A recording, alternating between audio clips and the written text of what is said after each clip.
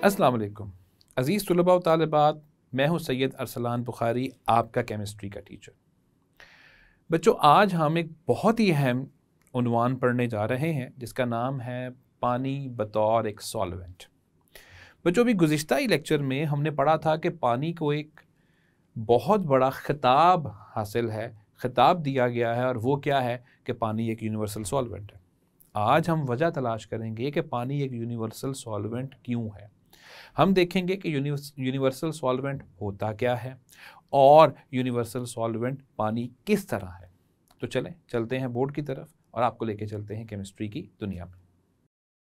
तो बच्चों, आज हम जिस उन्वान के ऊपर बात करेंगे वो है पानी बतौर सॉल्वेंट। हम देखेंगे कि पानी एक सॉल्वेंट के तौर पर कैसे किरदार अदा करता है। सॉल्वेंट का मुकम्मल नज़रिया आप लोग नहम क्लास में पढ़कर आ चुके हैं कि सॉल्वेंट एक ऐसी शय को कहा जाता है जो चीज़ों को अपने अंदर हल कर लेती है। तो पानी जो है वो भी एक बहुत अच्छा सॉल्वेंट है। और अभी गुज़िश्ता ही लेक्चर में हमने पढ़ा कि पानी को यूनिवर्सल सॉल्वेंट कहा जाता है। तो पानी एक यूनिवर्सल सॉल्वेंट है। तो पानी एक यूनिवर्सल सॉल्वेंट है। ये बात अभी हम गुज़िश्ता लेक्चर में भी, इससे पिछले ही लेक्चर में हम पढ़कर आए हैं कि पानी एक यूनिवर्सल सॉल्वेंट है। लेकिन वो क्यों है, उसकी वजह आज हम इस लेक्चर के अंदर पढ़ेंगे कि पानी अगर यूनिवर्सल सॉल्वेंट है तो वो क्यों है। पानी को यूनिवर्सल सॉल्वेंट इसलिए भी कहा जाता है क्योंकि पानी आयनिक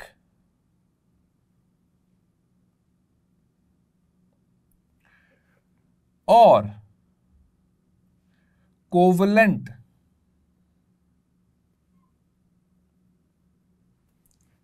कंपाउंड्स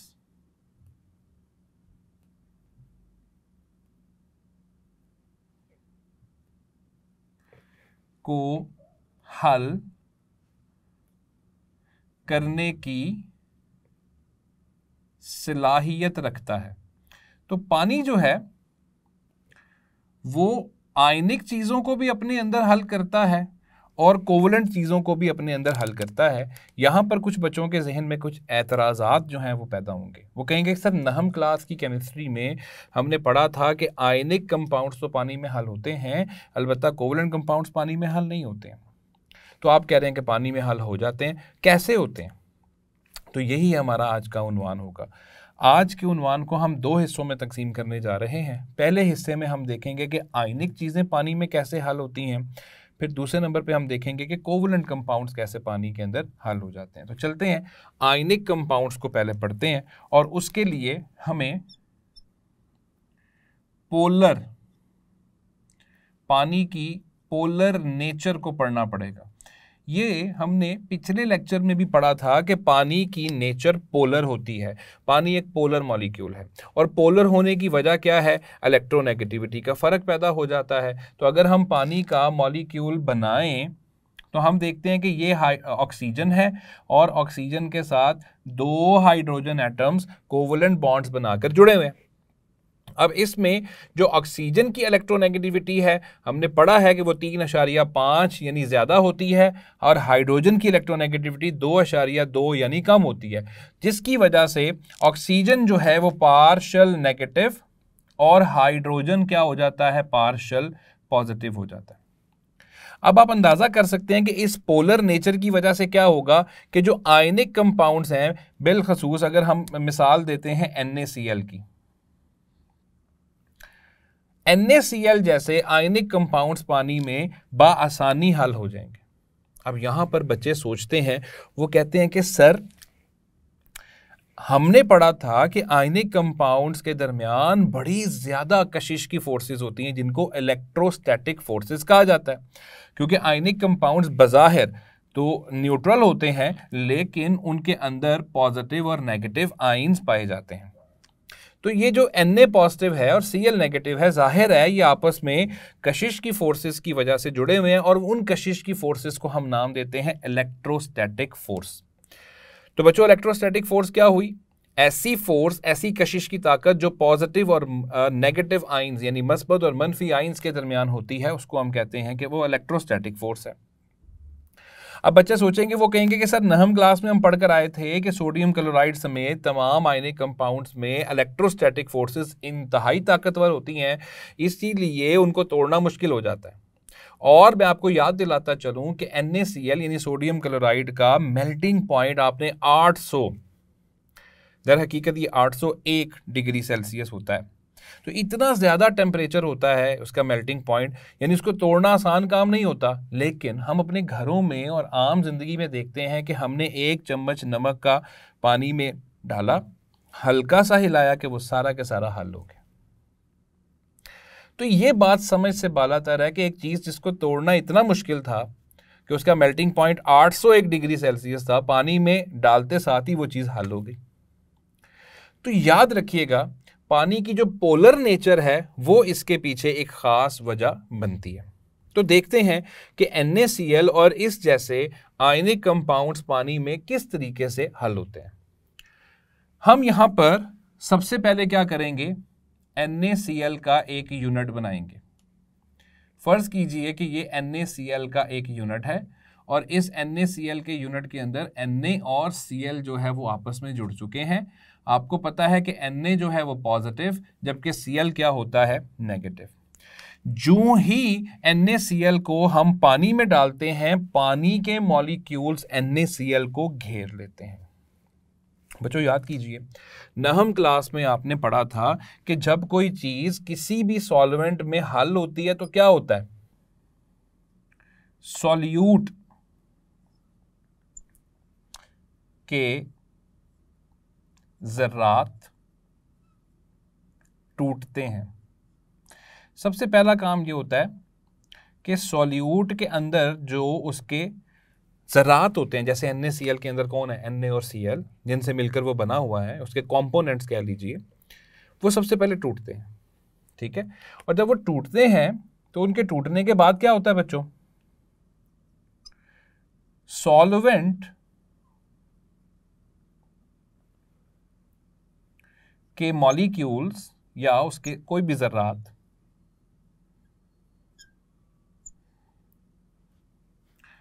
जगह बनाते हैं। ठीक है जी, वो बनाते हैं जगह। क्यों जगह बनाते हैं, ताकि सामने वालों को जगह दे सके, उनको घेर सकें। और उसके बाद क्या होता है, उसके बाद कशिश की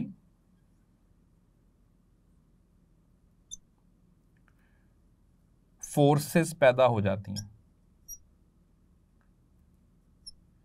और वो कशिश की फोर्सेस किसके साथ पैदा होती हैं, वो पैदा होती हैं सॉल्यूट और सॉल्वेंट दोनों के दरमियान में पैदा होती हैं। तो जब हम NaCl को पानी के अंदर हल करते हैं तो सबसे पहले NaCl टूटता है। फिर बात वहीं आ गई कि ये इतनी जल्दी कैसे टूट जाता है। तो इसके टूटने की जो हमें वजह नज़र आती है, वो नज़र आती है कि पानी के जो मॉलिक्यूल्स हैं वो इसको घेर लेते हैं। और किस तरह घेरते हैं कि पानी का जो नेगेटिव एंड है वो इसके पॉजिटिव को चारों तरफ से घेर लेता है, और पानी का जो पॉजिटिव एंड है वो इसके नेगेटिव को घेर लेता है। जैसे कि पानी के अंदर चूंकि ऑक्सीजन जो है वो नेगेटिव है, तो सारे के सारे जो ऑक्सीजन है वो इसके पॉजिटिव के गिर्द जमा हो जाते हैं। किसके, आने वाले सॉल्यूट के पॉजिटिव के गिर्द इकट्ठे हो जाते हैं। इस तरह ये मैंने जो आपके सामने बनाया, ये पानी का मॉलिक्यूल बनाए हैं मैंने, जिनमें ये जो बॉन्ड्स हैं ये हाइड्रोजन के साथ हैं। ठीक है जी, ये जो बॉन्ड्स हैं ये हाइड्रोजन के साथ हैं बने हुए। और आप देखें कि हमने पढ़ा था कि ऑक्सीजन जो है वो पार्शियल नेगेटिव है, वहाँ पे भी आपके सामने साख्त बनी हुई है, पार्शियल नेगेटिव है। तो ये पार्शियल नेगेटिव क्या करेगा बच्चों, ये पार्शियल नेगेटिव ये पॉजिटिव को खींचना शुरू कर देगा चारों तरफ से, जिस भी जगह पे उसके आया हुआ। इसी तरह पानी क्या करेगा, पानी कुछ इस तरीके से अपने आप को या वहां पे अपने आप को इस तरीके से रखेगा कि अपने सारे हाइड्रोजन जो हैं वो किसके गिर्द कर देगा, इसके, क्योंकि हाइड्रोजन इसके पॉजिटिव है पानी के, तो इसके सारे पॉजिटिव वाटर के यानी पानी के आने वाले नेगेटिव के गिर्द जमा हो जाएंगे। और जब वो जमा होंगे तो जाहिर है कि उनके दरमियान भी क्या पैदा होने लग जाएंगी, कशिश की फोर्सेस जो हैं वो पैदा होने लग जाएंगी। अब चूंकि हाइड्रोजन जो हैं वो पार्शियल पॉजिटिव हैं, ये सारे के सारे हाइड्रोजन जो हैं वो पार्शियल पॉजिटिव हैं, तो पार्शियल पॉजिटिव जाहिर है कि नेगेटिव के साथ जो है वो कशिश की फोर्सेस लाजमन पैदा करेगा। तो यहाँ पे भी फोर्स पैदा हो जाएगी, यहाँ पर भी फोर्स। अब देखो ये कितनी ज़्यादा फोर्सेस जो हैं वो पैदा हो रही हैं। तो ये जब इतनी ज़्यादा फोर्सेस और चारों तरफ से उसको खींचा जाएगा तो उससे क्या होगा। अगर इसको समझने के लिए या इसको समझाने के लिए मैं आपके सामने इस मार्कर को दोनों एंड से खींचता हूं तो क्या होगा, जाहिर है कि इसके दोनों हिस्से एक दूसरे से क्या हो जाएंगे, अलग हो जाएंगे। बिल्कुल यही होगा। तो सबसे पहला काम जो सॉल्यूट आएगा उसके ज़रात या उसके जो पार्टिकल्स हैं या उसके अंदर जो चीज़ें आइंस मौजूद हैं वो अलग होंगे। तो जैसे ही वो अलग होंगे, और वो अलग होने की वजह क्या है, यानी यहां पर क्या हुआ, एक मकाम ऐसा आया है, मैं यहां पे लिखता हूं कि ये जो कशिश की फोर्सेस पैदा हुई हैं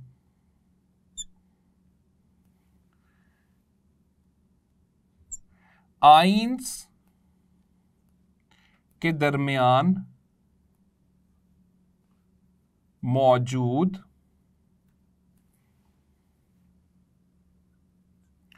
इलेक्ट्रोस्टैटिक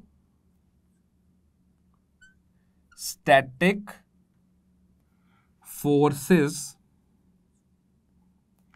पर हावी हो जाती हैं। ये उन पे हावी हो गई हैं। जाहिर है अगर वो अट्रैक्शन हावी ना हो तो ये टूटेगा कैसे। अब देखो Na पॉजिटिव और Cl नेगेटिव आपस में जुड़े हुए हैं। आप फर्ज कर लो कि ये Na पॉजिटिव और ये Cl नेगेटिव है। तो जब इनको इधर उधर से अट्रैक्शन शुरू हुई है, इनको कशिश शुरू हुई है, और वो कशिश कौन लगा रहा है, पानी के अंदर मौजूद जो पार्शियल पॉजिटिव पार्शियल नेगेटिव है। पानी किस सूरत में होता है, ये आपके सामने जो मैंने एक साख्त पानी की बना रखी है, याद रखिएगा, इसको कहा जाता है कि ये पानी का एक डाइपोल है, क्योंकि हमें नजर आ रहा है कि इसमें पार्शियल पॉजिटिव चार्ज भी पैदा हो गया, पार्शियल नेगेटिव चार्ज भी पैदा हो गया, जिसकी वजह से क्या हो गया कि उनमें पोल्स बन गए। पोल्स का मतलब होता है हिस्से बन गए। तो इसको हम कहते हैं डाइपोल, क्योंकि पार्शियल पॉजिटिव चार्ज भी नजर आ रहा है, पार्शियल नेगेटिव चार्ज, दोनों पोल्स नजर आ रहे हैं। तो पानी के डाइपोल्स के दरमियान और आइंस के दरमियान क्या बन गई हैं, फोर्सेस बन गई हैं। ये फोर्सेस आपको नजर आ रही हैं जो कशिश की फोर्सेस हैं। और ये कशिश की फोर्सेस अगर ज्यादा हो जाएं तो क्या होगा, ये कशिश की फोर्सेस जब ज्यादा हो जाएंगी तो ये उसको खींचेंगी। अगर उनके दरमियान ज्यादा स्ट्रॉन्ग फोर्सेस हो, ज्यादा ताकतवर फोर्सेस हो, जिनका नाम है इलेक्ट्रोस्टैटिक फोर्सेस, फिर तो वो आइंस अपनी जगह से नहीं हिलेंगे। लेकिन अगर पानी की तरफ से यानी सॉल्वेंट की तरफ से लगने वाली फोर्सेस ज्यादा हो जाती हैं इनकी आपस की फोर्सेस की निस्बत, तो फिर जाहिर है ये टूटेगा और फिर एक दूसरे से क्या हो जाएगा, अलग हो जाएगा। लेकिन सबसे पहले हमें ये जायजा लेना है कि यहां ये जो फोर्सेस बनी हुई हैं ये कौन सी फोर्सेस बनी हुई हैं। तो इसका जायजा हम लेते हैं, देखते हैं कि फोर्सेस बन किसके दरमियान रही हैं। तो जरा गौर कीजिए बच्चों, ये फोर्स बन रही है Cl नेगेटिव और पानी के मॉलिक्यूल के दरमियान। Cl नेगेटिव कौन है, आयन। पानी का मॉलिक्यूल क्या है, डाइपोल। लिहाजा इन फोर्सेस को जो यहां बन चुकी हैं इन्हें कहा जाता है आयन डाइपोल फोर्सेस। तो इनको आयन डाइपोल फोर्सेस का नाम दिया जाता है। तो ये है आयन डाइपोल फोर्सेस। बच्चों मुख्तलिफ जो ज़रात होते हैं, एटम्स मॉलिक्यूल्स, उनके दरमियान मुख्तलिफ अक़साम की फोर्सेस पाई जाती हैं। जैसे कि आपने हाइड्रोजन बॉन्डिंग को भी पढ़ा है, वो भी क्या है, फोर्सेस ही हैं, और कशिश की फोर्सेस हैं। इसी तरह ये भी एक ख़ास तरह की फोर्सेस हैं जो आयन और डाइपोल के दरमियान बनती हैं। इसकी वजह से इतना ज़्यादा खिंचाव पैदा होगा कि ये दोनों आयन्स जो हैं वो एक दूसरे से क्या हो जाएंगे, अलग हो जाएंगे। और जब ये अलग होंगे तो ये Na पॉजिटिव अलहदा हो गया और ये Cl नेगेटिव अलहदा हो गया। फिर क्या होगा, फिर तो अब पानी को खुल के खेलने का मौका मिल गया है, क्योंकि अब वो क्या करेगा, जगह बनाएगा और वो अब चारों तरफ से इसको क्या कर लेगा, घेर लेगा। और वो कुछ इस तरह से करेगा, आप देखिए कि ऑक्सीजन इधर आ गया पानी का, हाइड्रोजन इधर आ गया, इसी तरह यहां पे ऑक्सीजन आ गया, एक पानी का मॉलिक्यूल इधर आ गया, एक पानी का मॉलिक्यूल इधर आ गया, एक पानी का मॉलिक्यूल फर्ज कर लीजिए यहां पड़ा हुआ है। तो आप देखें कि पानी के मॉलिक्यूल्स ने अब उसको चारों तरफ से आइंस को अलग अलग घेरना शुरू कर दिया है। और इसी तरह यहां पर हाइड्रोजन, इसी तरह ये हाइड्रोजन, और चारों तरफ से इसको घेर लेगा। अब तो कोई रुकावट रही ही नहीं, अब तो ये उनके दरमियान में भी आ जाएगा और फिर उनको वापस मिलने नहीं देगा। अब इसके ऊपर भी हम थोड़ी सी बहस करते हैं। तो ये देखिए पार्शियल नेगेटिव, ये पार्शियल नेगेटिव, ये पार्शियल नेगेटिव, ये पार्शियल नेगेटिव, ये पार्शियल पॉजिटिव, सारे के सारे हाइड्रोजन जो हैं वो पार्शियल पॉजिटिव होंगे। तो अब पार्शियल पॉजिटिव और इस नेगेटिव के दरमियान कशिश की फोर्सेस पैदा होने लग गई हैं। इसी तरह पार्शियल नेगेटिव और इस पॉजिटिव आइन यानी कैटाइन के दरमियान भी क्या पैदा होने लग गई हैं, फोर्सेस पैदा होने लग गई हैं। इन फोर्सेस का नाम है आइन डाइपोल फोर्सेस। और जब ये फोर्सेस बन गई हैं, इसका मतलब है कि ये सॉल्यूट जो है वो इस सॉल्वेंट के अंदर क्या हो गया है, हल हो गया है। बच्चों याद रखिएगा, इस पूरे अमल को, ये जो मैंने आपके सामने किया हुआ है, इस पूरे अमल को नाम दिया जाता है सॉल्वेशन, क्योंकि इसमें सॉल्वेंट चीजों को अपने अंदर हल कर रहा है, तो इसका नाम है सॉल्वेशन। और याद रखिएगा, यहां पे हमने सॉल्वेंट किसको फर्ज किया है, पानी को। तो जब सॉल्वेंट पानी होता है तो सॉल्वेशन का अमल, उसका नाम बदल जाता है और उसका नाम बदल के हो जाता है हाइड्रेशन, क्योंकि पानी को हम हाइड्रो कहते हैं, इसलिए उसका नाम क्या हो जाता है, हाइड्रेशन। तो अगर कोई आपसे पूछ लेता है बच्चों कि आयनिक कंपाउंड्स पानी में किस तरह हल होते हैं, तो आपने कहना है कि जनाब हाइड्रेशन पैदा हो जाती है। जैसे ही आयनिक कंपाउंड पानी में आता है या हम उसको हल करते हैं, तो पानी के मॉलिक्यूल्स आइंस को चारों तरफ से घेर लेते हैं और पानी के डाइपोल्स यानी उनके मॉलिक्यूल्स और आइंस के दरमियान कशिश की फोर्सेस पैदा हो जाती हैं। और वो इतनी ज़्यादा पैदा हो जाती हैं कि बिल आखिर एक वक्त आता है जब आइंस के दरमियान की फोर्सेस टूटने लग जाती हैं और आइंस एक दूसरे से अलहदा हो जाते हैं। फिर पानी चारों तरफ से उनको क्या कर लेता है, घेर लेता है। और फिर अब ये आइंस आपस में दोबारा नहीं मिल सकते, क्योंकि इनके दरमियान में और चारों तरफ से तो इनको पानी ने घेर लिया। इसको आप यूं समझिए कि अगर कोई इंसान है और उसको चारों तरफ से घेर लिया जाता है तो वो किसी दूसरे से राब्ता नहीं कर सकता। इसी तरह ये जो पॉजिटिव आइन है और ये Cl नेगेटिव आइन है, ये एक ही जगह पे पड़े हुए हैं, एक ही आपने गिलास के अंदर उसको हल किया, ये वहीं पड़े हुए हैं, लेकिन ये वापस आपस में जुड़ नहीं सकते। हालांकि हम सोच के बैठे हुए हैं कि ये पॉजिटिव है, ये नेगेटिव है, पॉजिटिव और नेगेटिव फिर से आपस में जुड़ जाएगा, नहीं नहीं नहीं, ये वापस नहीं आपस में जुड़ते। और याद रखिएगा, ऐसे आइंस जो कि एक दूसरे से अलग चार्ज रखते हैं यानी पॉजिटिव और नेगेटिव, एक ही सॉल्यूशन में पड़े हों और फिर भी आपस में ना मिलें, उन आइंस को कहा जाता है स्पेक्टेटर आइंस।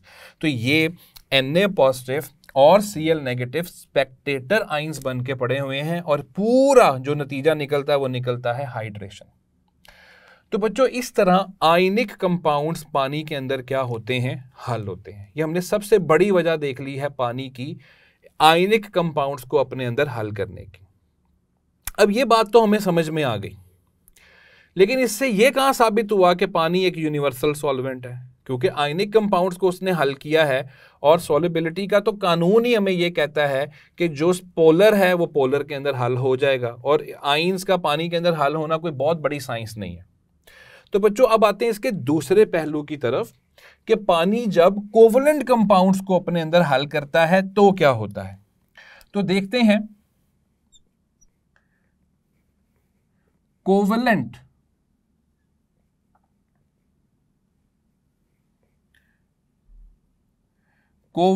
कंपाउंड्स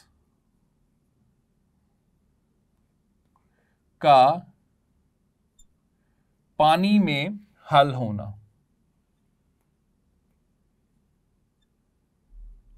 तो देखते हैं कि कोवलेंट कंपाउंड्स पानी में किस तरीके से हल होते हैं। मैं इसका जवाब पहले ही दे देता हूं कि उनमें इंतहाई गैर मामूली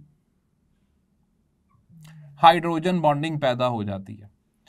तो बच्चों ये बात अभी से दिमाग में बिठा लें कि पानी यूनिवर्सल सॉल्वेंट है अपनी हाइड्रोजन बॉन्डिंग की इस खसूसियत की वजह से।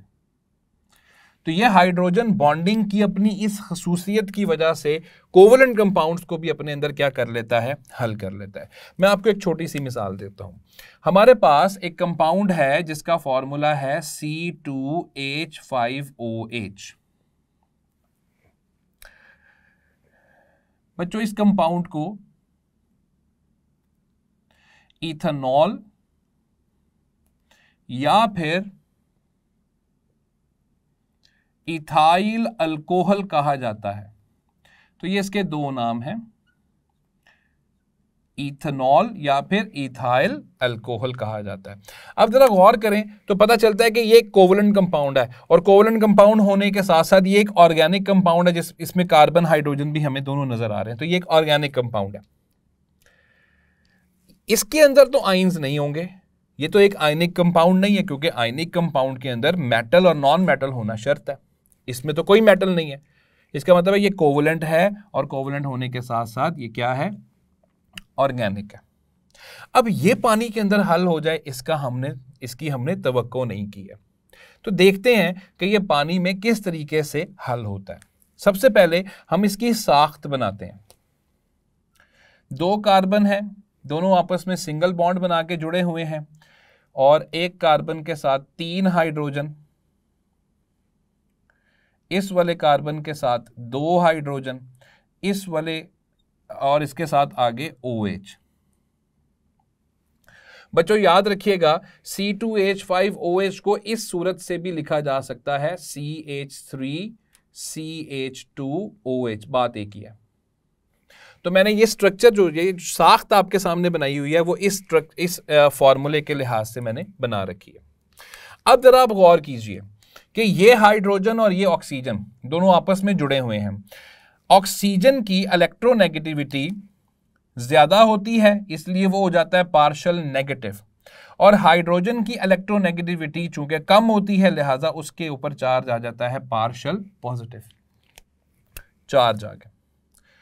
अच्छा जी, अब क्या होता है, पानी क्या करता है, वही काम जो उसने वहां पे किया।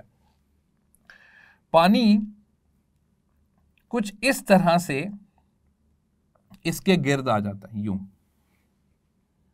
ठीक है, आपको बताने के लिए मैं यहां पे थोड़े से ज्यादा पानी के मॉलिक्यूल्स बना रहा हूं, सिर्फ आपको समझाना मकसद है, वरना एक इथेनॉल के लिए बहुत सारे पानी के मॉलिक्यूल्स नहीं आते हैं। ये सिर्फ आपको समझाना मकसद है। अब पानी के अंदर भी ऑक्सीजन के ऊपर पार्शियल नेगेटिव चार्ज है, चूंकि उसकी इलेक्ट्रोनेगेटिविटी ज्यादा है तो वो पार्शियल नेगेटिव है। अब जरा गौर कीजिएगा बच्चों, गुज़िश्ता लेक्चर को जरा ज़हन में ले आए जहां हमने हाइड्रोजन बॉन्डिंग पढ़ा था, और मेरा वहां पे आपको हाइड्रोजन बॉन्डिंग समझाने का मकसद भी ये था कि आज इस लेक्चर के अंदर वो काम आएगा। हाइड्रोजन बॉन्डिंग कैसे बनती है, हमने देखा है कि जब हाइड्रोजन का एटम, यानी मैं आपको ना कुलिया बता देता हूं आसान सा, कि जब हाइड्रोजन की चूंकि इलेक्ट्रोनेगेटिविटी कम होती है तो वो होगा पार्शियल नेगेटिव। जब हाइड्रोजन ज्यादा इलेक्ट्रोनेगेटिव एटम्स के साथ जुड़ता है, मिसाल के तौर पे ऑक्सीजन के साथ उसका टाकरा हो जाए, फ्लोरीन के साथ हो जाए, या नाइट्रोजन के साथ हो जाए, तीनों की इलेक्ट्रोनेगेटिविटी हाइड्रोजन के मुकाबले में काफी ज्यादा है। कितनी है, ऑक्सीजन की इलेक्ट्रोनेगेटिविटी 3.5, फ्लोरीन की सबसे ज्यादा 4.0, और नाइट्रोजन की 3.0, यानी 3 उसकी इलेक्ट्रोनेगेटिविटी होती है। तो अब तीनों की इलेक्ट्रोनेगेटिविटी हाइड्रोजन के मुकाबले में बहुत ज्यादा है, जिसकी वजह से ये तीनों ही पार्शियल नेगेटिव हो जाएंगे। अब अगर हाइड्रोजन इन तीनों में से किसी के साथ जुड़ जाता है तो आपने समझ लेना है कि उनमें हाइड्रोजन बॉन्डिंग पैदा हो जाएगी। कोवलेंट बॉन्ड के अलावा वैसे हाइड्रोजन ऑक्सीजन के साथ कोवलेंट बॉन्ड भी बनाता है जैसे पानी में, हाइड्रोजन फ्लोरीन के साथ कोवलेंट बॉन्ड भी बनाता है जैसे हाइड्रोफ्लोरिक एसिड में, और हाइड्रोजन नाइट्रोजन के साथ भी कोवलेंट बॉन्ड बनाता है जैसे कि अमोनिया में।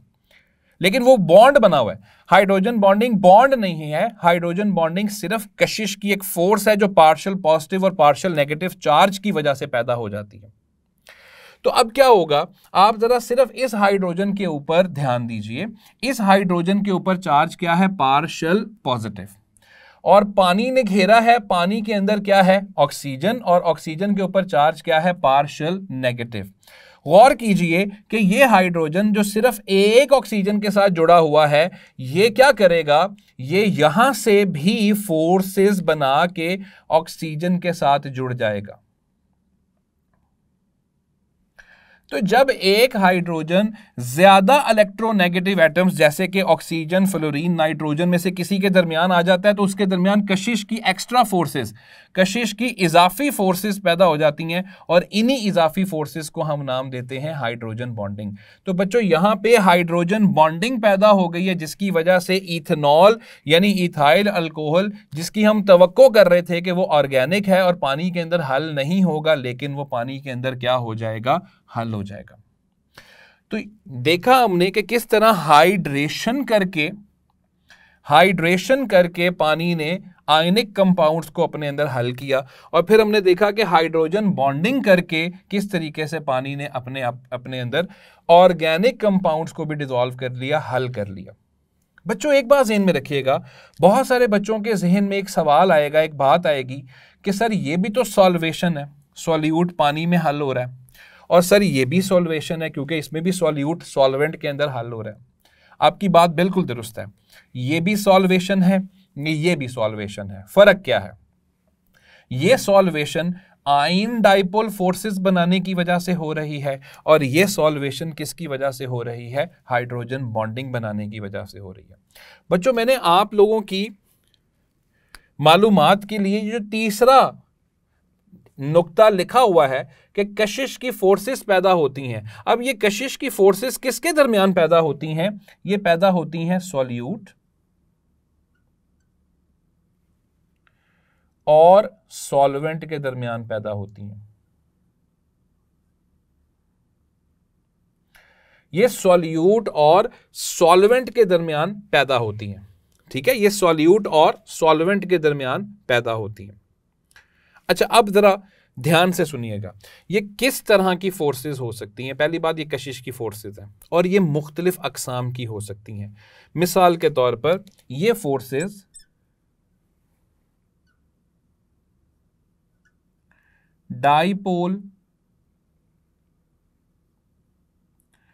डाइपोल फोर्सेस भी हो सकती हैं।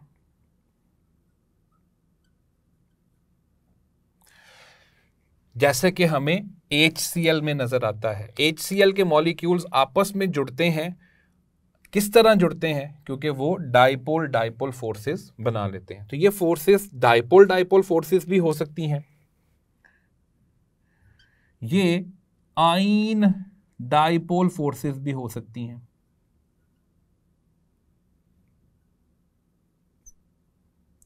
और ये हाइड्रोजन बॉन्डिंग भी हो सकती है।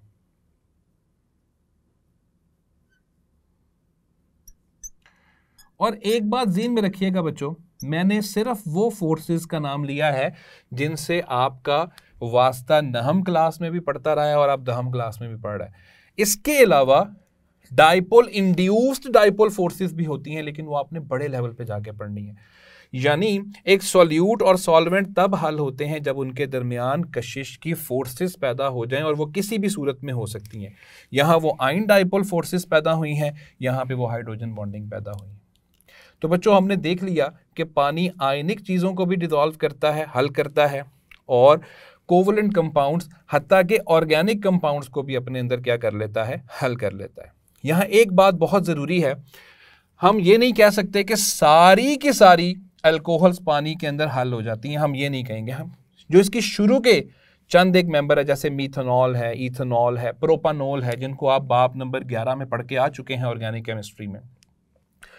शुरू के जो उसके चंद एक कह लीजिए कि उसके मेंबर्स हैं वो पानी के अंदर हल हो जाते हैं। जैसे जैसे उनका मैस बढ़ता रहता है पानी के अंदर हल होने की सलाहियत कम होती रहती है।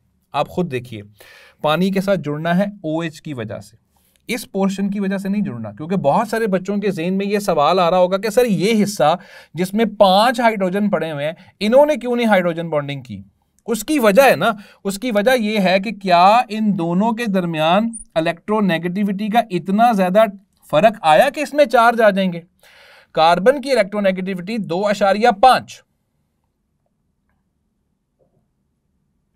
हाइड्रोजन की इलेक्ट्रोनेगेटिविटी 2.2, फर्क आ रहा है 0.3 का फर्क आ रहा है। और चार्ज कभी भी partial positive partial negative charge 0.3 में नहीं आता। इसका मतलब है ये वाला हिस्सा नॉन पोलर है जिसमें चार्ज नहीं है, सिर्फ ये हिस्सा पोलर है जो हाइड्रोजन बॉन्डिंग करेगा। तो जैसे जैसे इस हिस्से का वजन बढ़ता जाएगा वैसे वैसे अल्कोहल्स की पानी के अंदर हल होने की सलाहियत कम होती चली जाएगी। तो बच्चों ये था हमारे पास एक इंतहाई अहम सवाल जिसमें पानी बतौर सॉल्वेंट के तौर पे काम कर रहा है। उसने आयनिक कंपाउंड्स को भी अपने अंदर हल कर लिया और कोवलेंट कंपाउंड्स को भी अपने अंदर हल कर लिया। फ़र्क सिर्फ इतना है कि आयनिक कंपाउंड्स को आयन डाइपोल फोर्सेस बनाकर और कोवलेंट कंपाउंड्स को हाइड्रोजन बॉन्डिंग करके उसने हल कर लिया, जिससे साबित होता है कि पानी वाकई ही एक यूनिवर्सल सॉल्वेंट है।